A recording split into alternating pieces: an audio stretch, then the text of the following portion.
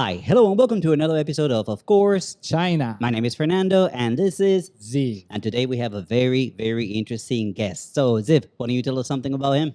John Graham Harper. He's in China for almost 20 years. As a fitness enthusiast, he went on to do a lot of entrepreneurship in the fitness industry, as well as a white-collar fight night.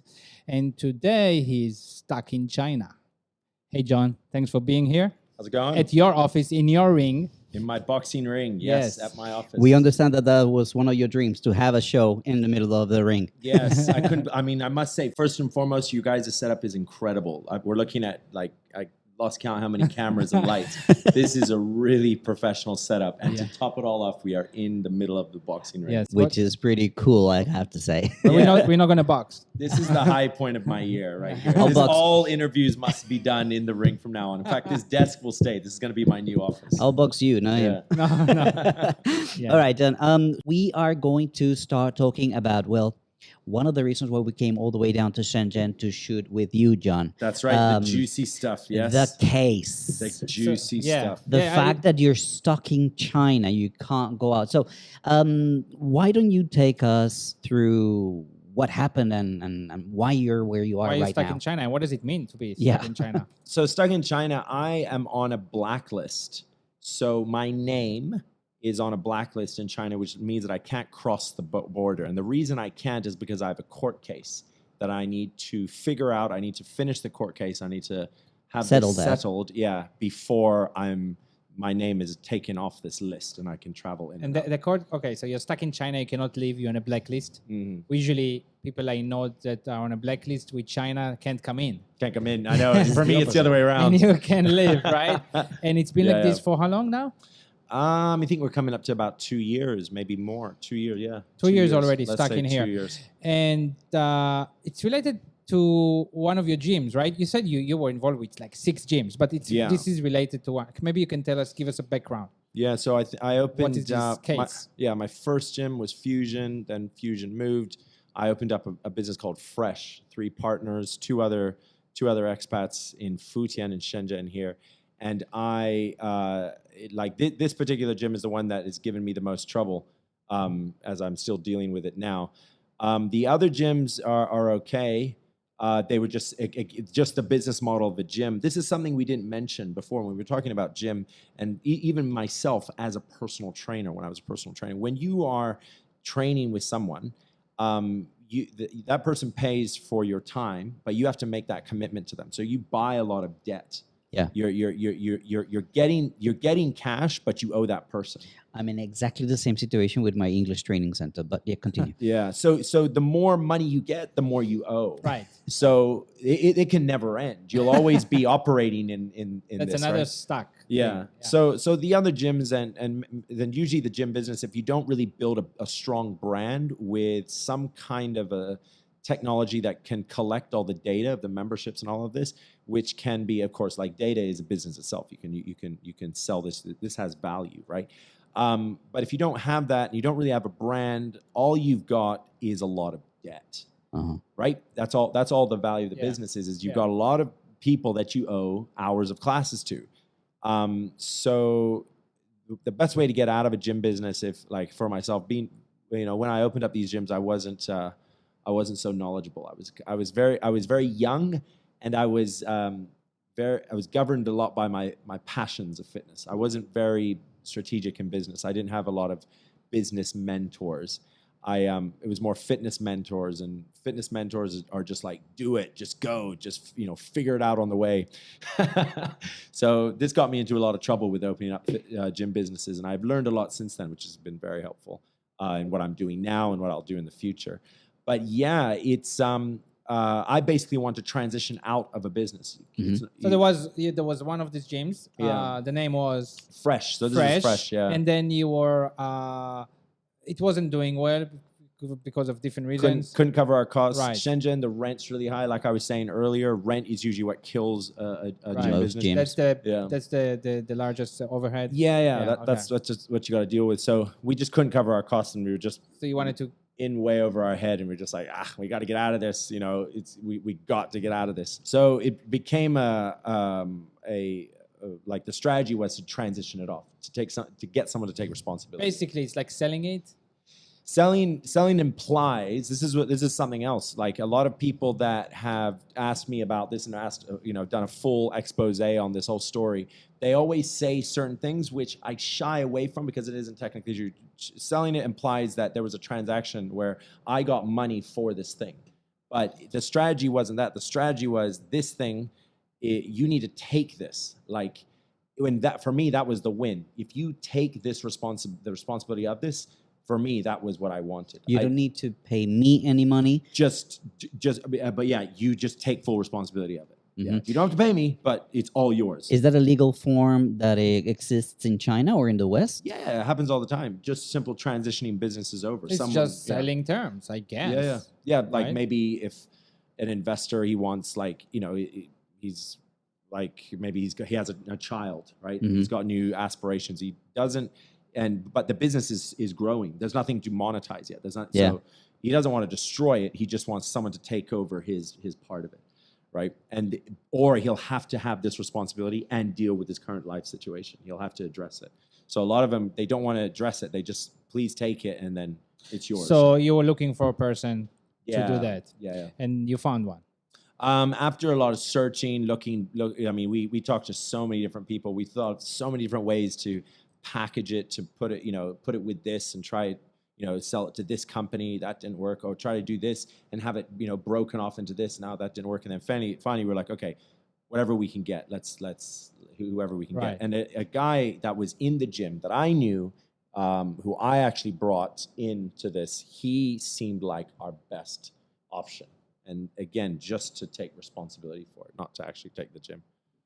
So yeah. All right. So this guy was just a member. No, this guy I met while I was boxing up in Shanghai, and he was enthusiastic about opening up his own gym. How and where he got his financing, I believe it was just because he had a rich family, but he wasn't very knowledgeable about how to run business, or he wasn't a let's like in the gym business. If you're opening up a gym, what is the reason for doing it, right? Is it just to be cool, or do you actually want to open up a facility to change people's lives? And there's a very big difference when it comes to this kind of a business, because this kind of business it's kind of a passion-based business, right? So he didn't quite have that. It was more about him being a laoban rather than actually being someone that would influence people's lives for the better, right? Okay, so for clarity, there was no exchange of money. He didn't give any money. No. I had a similar situation. So I had a legal representative, and that person did not want to be the legal representative anymore. So somebody else became the legal representative. That's basically what took place here. Yeah. I was the foreign. Okay. I was a legal rep. The other two partners had kids. Mm-hmm. So I think the worry was, like, in a gym business, say someone, drops a dumbbell on their toe, maybe they were scared that they would be the one at fault, and like, oh, John, I have a family, I've got kids, so I took that responsibility as to become the father, and I didn't have kids. So you transferred the gym. So yeah. You drafted a contract, I guess. Yeah. So the You gym was transferred. negotiated, Yeah. Long right? story short. You negotiated, and Gym was his. We were out. So what was the main? What's the contract? What did the contract say? What was the main? The multiple different contracts, but actually, to be honest with you, the contracts weren't the issue. Okay. The contracts. There's no real nothing. The contracts don't really have an issue in a sense that I signed something wrong. Everything was clear, cut, and dry. But when a case is, when he decided to sue me, it wasn't for any reason. Like he manipulated the law and the system in China to scam me. Okay, so it wasn't like he didn't. Let's say this: he didn't tell the full story. So he submitted a case without the full story. Right. So maybe we jump ahead and then we go back. Right. So you transferred the gym, and you walked away. Few years go by. You walked away. After 3 years, 4 years, I don't know, one day you're trying to fly to the Philippines. You're trying to go on holiday. And you told me this before, right? Yeah. And what happened?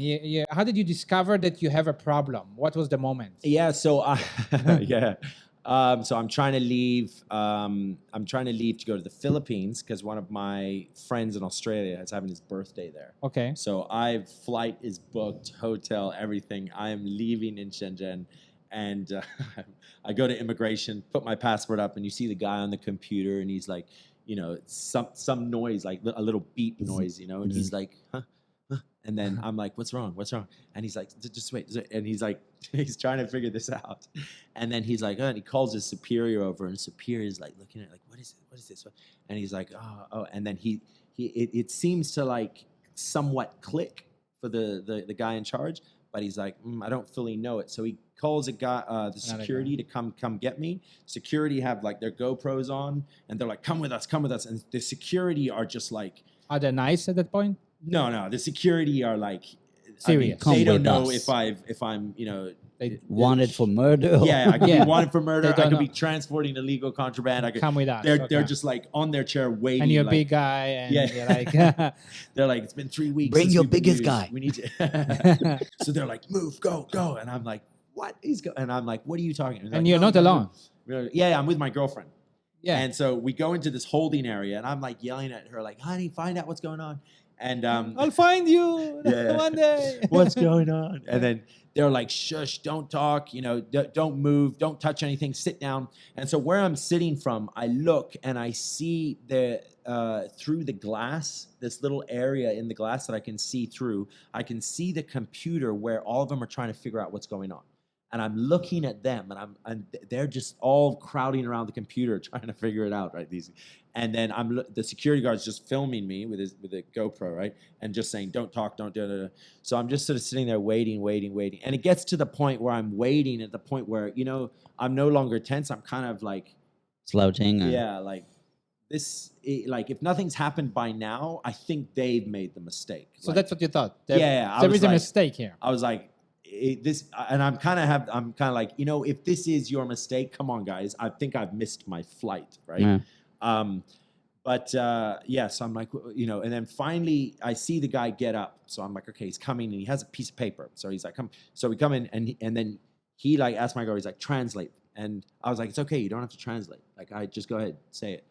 And he says a statement out in Chinese, and I didn't understand any of it, but I heard the word Qianhai. Qianhai is an area in Shenzhen where like it's a free trade zone where any foreigner can open up a company without a Chinese partner. It's like a foreign investment enterprise, right? And I know this area is very special for like Shenzhen's economy. It's like it's something that's special. It's special about Shenzhen. Special hub. Yeah, special hub for all of for all of China. And I know in that particular area there's a court. I know there's a court. Now, why do I know that there's a court in there? I know I did remember at that time I was like Qianhai court. Mm-hmm. It clicked in my head. I was focused. I got this, and then they would like just go on, and I was and we were going back into China. Said, oh yeah, you can't leave because you've got a case. So from that point, I knew it was something to do with this court, right? So you can leave, but you just go back into China. Yeah. That's what they're telling you. They're Go just back like into turn China. around, go back. Just get No away. prison, no arrest, no nothing. No. You can't leave China. Yeah, the statement basically read, due to an active case that you have, or due to some verdict in a case, before you're allowed to cross borders with China, need you to have resolve. to address resolve. And they gave you some paper, I guess. Yeah, they gave me that paper with the number of Yeah. the court. They were like, yeah, call this number. They'll tell you the more details. And okay, so What was your next move? yeah.